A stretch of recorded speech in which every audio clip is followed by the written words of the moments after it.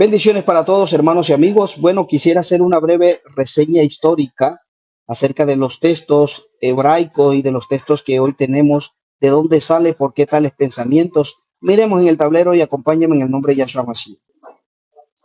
Aquí tengo unos dibujitos que quisiera eh, más o menos poderlo explicar de esta manera, de una manera más didáctica y mostrarle por amor a los pequeñitos de dónde exactamente salen tantos pensamientos, por qué algunos piensan algunas cosas y otros. Por ejemplo, eh, ¿por qué tantas versiones? Hoy tenemos la versión Reina Valera, la versión Las Américas, la Scofield, la Thompson, las Biblias hebreas, etcétera, etcétera. Tenemos muchas versiones y todas tienen un pensamiento muy diferente. Vamos a mirar aquí en la breve reseña histórica que tengo acá, explicar un poco cómo exactamente fue en la historia, comenzando desde unas piedras exactamente, porque el Eterno pues le dijo a Moshe que hiciera unas piedras, ya que en las piedras, lo que se escribe en las piedras, con punzones, con martillos, para taladrar la piedra, exactamente eso queda allí. Por eso el padre pues lo quiso así para que quedara como testimonio, porque eso no se borra, la tinta se borra, pero ya pues los dibujos o lo que está plasmado en una roca no se borra. Entonces, por eso en las primeras dos tablas, exactamente dos tablas que Moshe le dice a, a, a Moisés exactamente que le dé al pueblo esas leyes y en la primera tabla exactamente están cinco primeros misbos, cinco primeros mandamientos, como lo conocemos en la versión, y estos primeros cinco tienen que ver con amar a Elohim sobre todas las cosas, y la segunda tabla tiene que ver con amar al prójimo como a ti mismo. Por eso cuando encontramos, por ejemplo, en Mateo capítulo 22, desde el 37 en adelante y otros textos más, encontramos que el que vino, Yahshua HaMashiach, decía exactamente que se resumía en dos. El primer mandato era amar a Elohim sobre todas las cosas y el segundo era similar a amar al prójimo como a ti mismo. Entonces, estas citas que encontramos aquí en Éxodo, en Shemot capítulo 20, allí encontramos, por ejemplo, los 10 mandatos, donde en la primera tabla que se encontraba exactamente, se encontraban cinco mandatos. El cristianismo, por ejemplo, el cuarto mandato de guardar el Shabbat, ese mandato exactamente lo ha dejado anulado. Tanto así que en las Biblias católicas lo ha traducido es celebrar, santificar la fiesta. Nos dice que guarden el Shabbat, el cuarto mandato, acuérdate del día de Shabbat para santificarlo. Es una orden de votar. Entonces, en estas citas que están aquí, podemos mirar exactamente cómo el Padre le da a Moshe en el tercer mes, y sigamos acá, en el tercer mes, que es el mes de Shivan, el Padre le entrega también los rollos y ahí le escribe exactamente, le dicta todo lo que tiene que ver con el Génesis, todo lo que pasó, el libro de Jubileo, Génesis, Éxodo, Levítico, Número, Deuteronomio, y todos esos libros lo escribe allí. Esto es lo que se conoce como la Torá, esto es lo que se conoce como Torá. De ahí, de esa Torá, exactamente, más adelante, cuando el pueblo entra a la tierra prometida, más adelante salen profetas, personas que el Padre, durante más de 1000 años, tuvo personas que él hablaba a través de ellos, y a estos hombres exactamente les dio la oportunidad de llevar el mensaje al pueblo. Y esto es lo que se conoce como los escritos, como la Taná, toda la información que traían los profetas los escribían, y exactamente, y los reyes y todo eso se conoce como el Tanaj. Entonces ya tenemos aquí dos cosas importantes, que tenemos la Torá y la Tanaj. Y esa primera Torá y esa primera Tanaj, de esa primera Torá y esa primera Tanaj, eh, hubo alguien que quería hacer una copia, y era la copia de la Septuaginta. Y esta copia de la Septuaginta, que se hizo en griego, más o menos aproximadamente en el siglo III antes de Mashiach, se comenzó con la Torá en hebreo, y ahí en el siglo I se terminó, de nuestra era, se terminando el Tanaj. Entonces, más adelante de estas versiones, de estas versiones que fueron las primeras, exactamente se sacó prácticamente una copia en griego.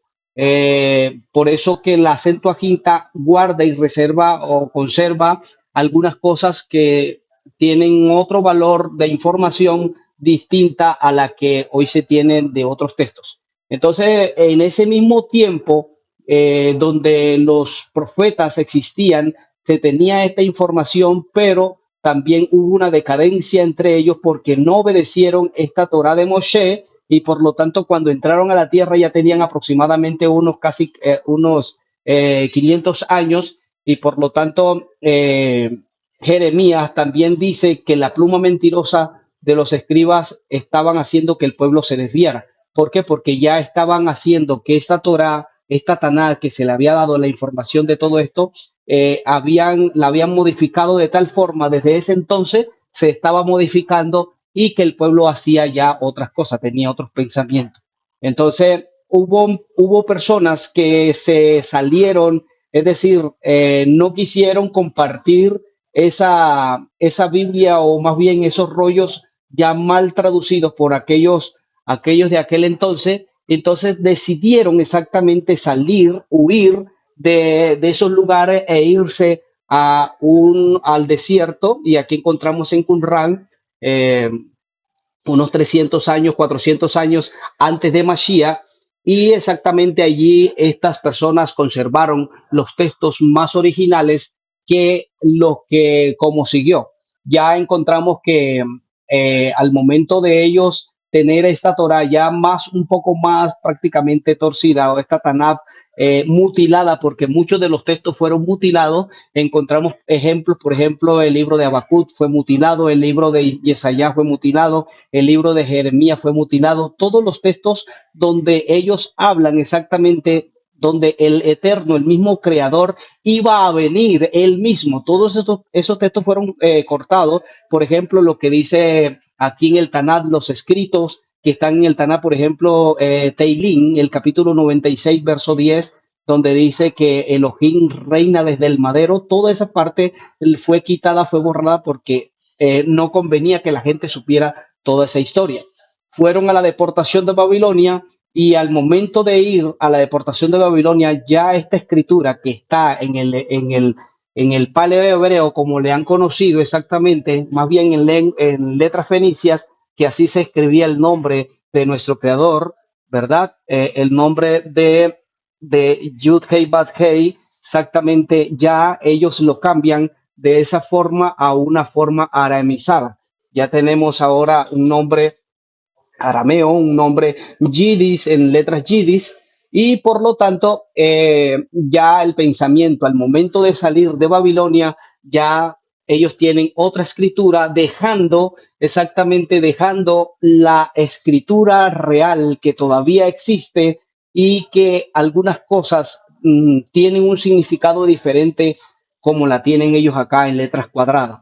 Y esto lo fueron haciendo ya que exactamente ahora tenemos, cuando Yahshua llega, exactamente al siglo I antes de Mashiach, exactamente cuando él nace, hay dos personajes que es Hillel y Shammai, y estos dos personajes ya sistematizan la escritura, dicen exactamente qué significa cada cosa, y de ahí vienen exactamente los dos grandes pensamientos de los saduceos, de los fariseos, y que hasta el día de hoy están haciendo sus interpretaciones a través de la Mishnah, a través del Talmud, a través de la Gemara, bueno, en fin, todas esas interpretaciones que ellos han tenido desde tiempos antiguos y que hasta el día de hoy todavía sigue mostrándole a la gente la interpretación de acuerdo a los sabios de aquel entonces, porque pues ellos le dan interpretación a estos textos que se trajeron de Babilonia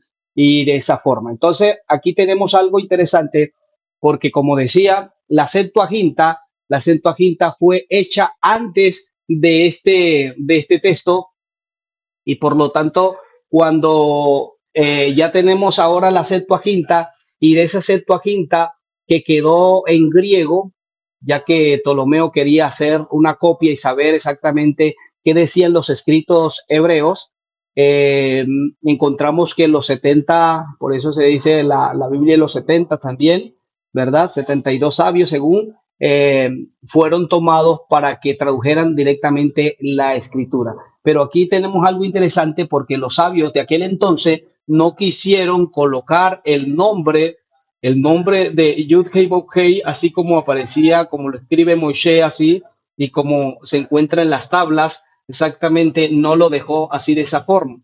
¿Cómo lo hicieron ellos? Ellos más bien buscaron un significado que le colocaron Curios, que es Curios, el dueño de todo, el amo de todo, significa Curio. Y por lo tanto, no quisieron colocar exactamente la fonética de cómo se pronunciaba el nombre de nuestro Yahú. Y por lo tanto no quisieron hacerlo, sino que lo hicieron así. De esta versión exactamente, aquí tenemos muchas versiones y la primera versión que sale de la Septuaginta es la Aquila, es la versión Aquila, que está en griego exactamente, y esa versión Aquila se hace en el año 125 después de la era mesiánica, después de Mashiach. De ahí sigue la Teodosión, que se hace en el 170 al 190 después de Mashiach. Después sale la Simaco, y esta Simaco se hace en el año 200 después de Mashiach. Tenemos después que sale la Exapla en el 212. Después de esa sale la Vetus Latina, que es la que prácticamente donde Jerónimo Estridón toma para hacer la Vulgata Latina en el 383 al 404. Entonces, de aquí, de estos textos que tenemos aquí, exactamente esos pensamientos vienen de dónde, de aquí de la Vulgata Latina, así como se tradujo, pero algunos no tomaron los textos hebraicos que existían, estos textos hebraicos, sino que le fue más fácil tomar del griego y traducir directamente porque el griego fue una lengua que se habló prácticamente casi en todo el mundo, como si fuese el inglés hoy día. De aquí no les importó tanto los nombres hebreos, no les importó tanto, sino que realmente lo que querían ellos era transmitir el mensaje central, que había venido uno, que era el creador, él era el eloge de Abraham, de Isaac y de Jacob, pero ya lo decían de una forma griega, por ejemplo, ya no se dice Elohim, aquí ya no se dice Elohim, sino que ya aquí se está hablando de Zeus, porque realmente las primeras Biblias, por ahí tengo una copia de las primeras Biblias que se hicieron en griego, donde habla de Dios, dice Zeus, en el principio creó Zeus los cielos y la tierra. ¿Por qué? Porque desplazaron exactamente el nombre de Yad Hei Vav Hei y colocaron el nombre de Zeus. ¿Por qué? Porque la palabra Zeus es la base y viene la otra palabra en latín y aún en portugués que se dice Deus, de Zeus pasa a Teos, de Teos pasa a Deus, de Deus pasa a Dios, que es lo que tenemos acá en el español. Entonces decía que todas estas versiones salieron de dónde? Salieron de aquí, del acento Aquita. Todas estas versiones, la Aquila, la Teodosión, la Exapla y la Vetus Latina y la Vulgata Latina. Salieron exactamente de esta traducción. Pero después salió otra Biblia que se llama la Biblia Alfonsina, que es la primera Biblia que se hace exactamente en el año 1280, y esta es una Biblia que guarda muchas cositas allí, que cuando uno la analiza, la comienza a estudiar, se da cuenta que hay informaciones que las otras Biblias hoy día, las más nuevas, pues no tienen, fueron mutiladas. Y aquí tenemos otra cosa, después de esta Biblia alfonsina, ya tenemos el Nuevo Testamento. ¿El Nuevo Testamento de quién? De Francisco de Encina, del año 1543. Fue el primer hombre que tradujo al español el Nuevo Testamento. De ahí le siguió Juan Pérez. Estos hombres fueron prácticamente perseguidos por la Inquisición por ellos haber hecho esto, ya que el imperio decía que se tenía que hablar y se tenía que tomar como texto base la Vetus Latina, es decir, la Vulgata Latina, para que de esta manera la gente pudiera escuchar el mensaje, pero en latín. Por eso aquellos que saben, que han ido a la Iglesia Católica desde tiempos antiguos, hacen aproximadamente unos 40, 50 años atrás, se hablaba las misas en latín.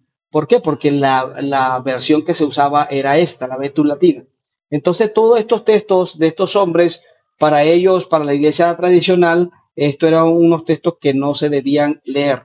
Bueno, ya tenemos influencia de aquel hombre que se sale de la iglesia católica, ¿verdad? Y él pega sus tesis en la capilla de Ruttenberg y dice exactamente que lo que está haciendo la Iglesia Católica no es correcto, porque le está enseñando a la gente que solamente debe ser en latín y que se debe traducir, y por eso él traduce al alemán. Estamos hablando de este hombre poderoso,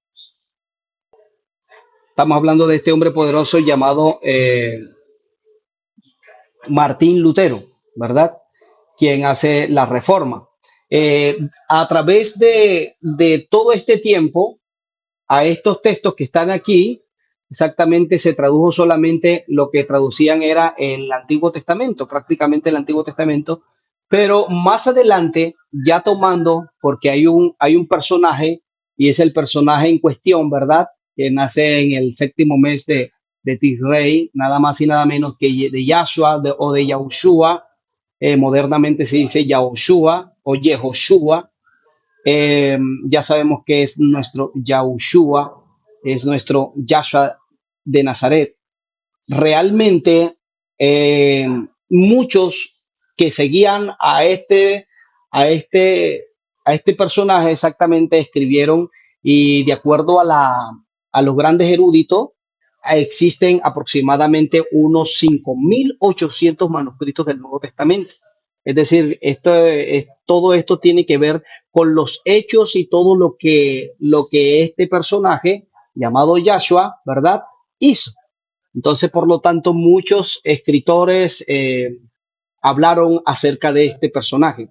Y este personaje, eh, muchos lo desvirtuaron, muchos hablaron bien, otros hablaron no tan bien, otros traducieron de acuerdo a la información de primera mano de los discípulos, otros inventaron cosas y por eso es que hay más de 5.800 textos en griego, exactamente en griego. Pero ¿cómo saber exactamente cuáles son los originales o cuál era el pensamiento original?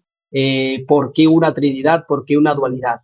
Para eso exactamente no tuvieron en cuenta estos textos primarios. Es decir, no se tuvo en cuenta ni la Torá ni la Tanaj, porque si hubiesen tenido en cuenta la Torá y la Tanaj, no va a encontrar a ningún hijo por ahí, sino que van a encontrar a un creador teniendo a un pueblo y que este pueblo nada más y nada menos que es Israel y que a Israel le llama su niño precioso, a Efraín le llama su hijo en el cual se deleita, a David también lo llama como hijo y a Salomón también lo llama como hijo.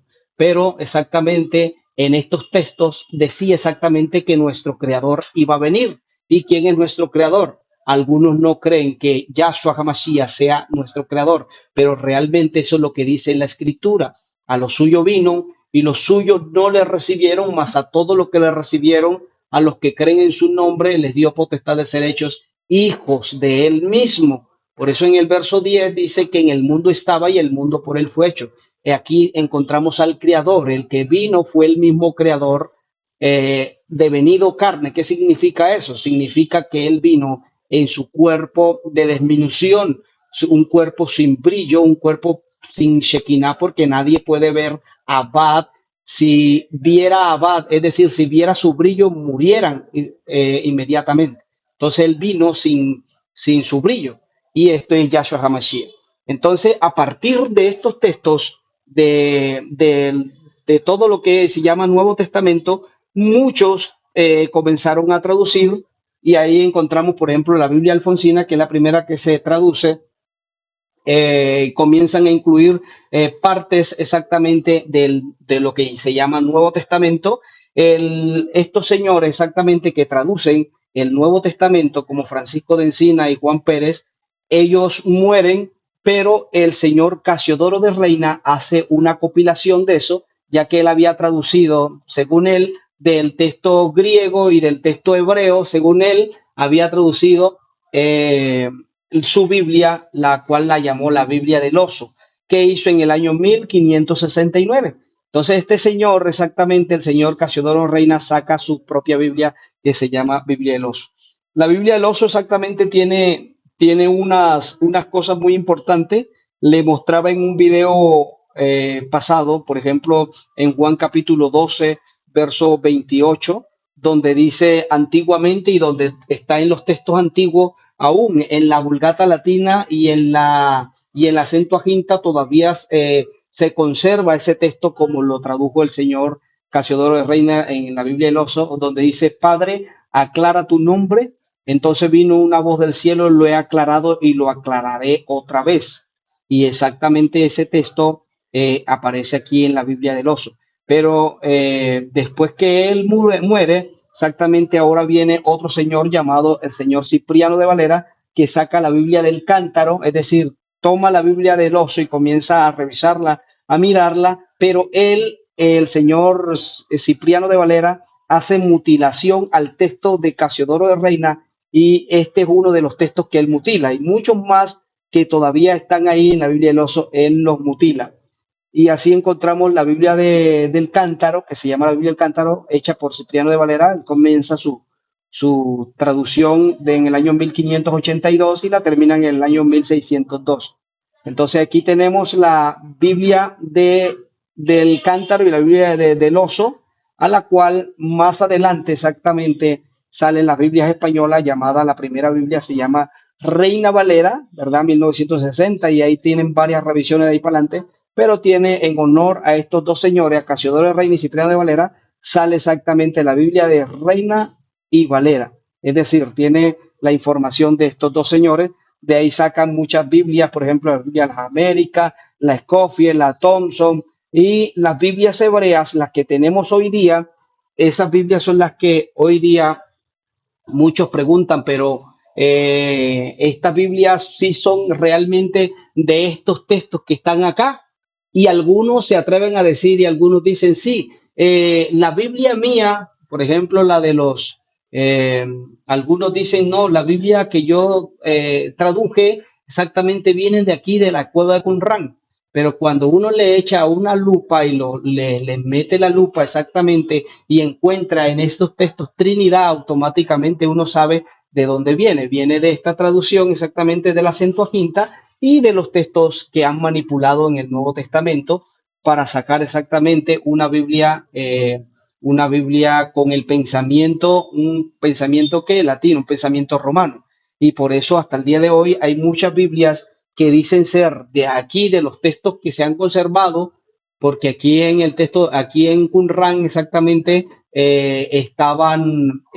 había en paleohebreo, también estaba en griego y había en el idioma arameo, exactamente, y se conservan hasta el día de hoy. También tenemos el Pentateuco samaritano, en Samaria, prácticamente 5 siglos antes de Mashiach, ya se tenía un Pentateuco samaritano que todavía existe, también todo eso fueron encontrados, y se ha comparado este Pentateuco con esta Torá, y hay algunas cosas aquí que están diferentes acá.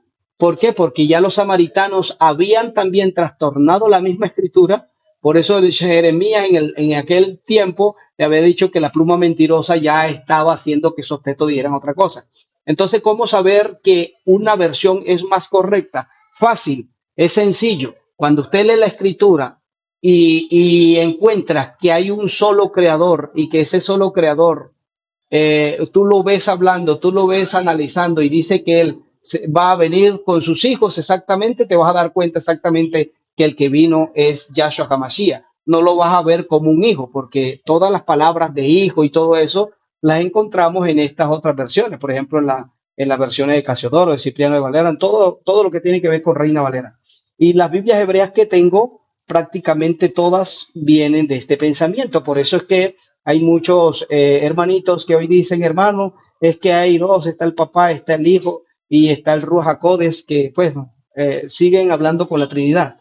tenemos otra cosa interesante porque de este texto que se tenía en el siglo I, cuando Rabí Akiva y muchos huyeron cuando el templo fue destruido, todo este texto que ellos tenían en ese momento fueron llevados y fueron escondidos y exactamente nuevamente aproximadamente en el 70 después de Mashiach al 150 este texto nuevamente se comienza a hacer una estabilización del texto consonántico. ¿Y cómo se hace? Exactamente, toman la Septuaginta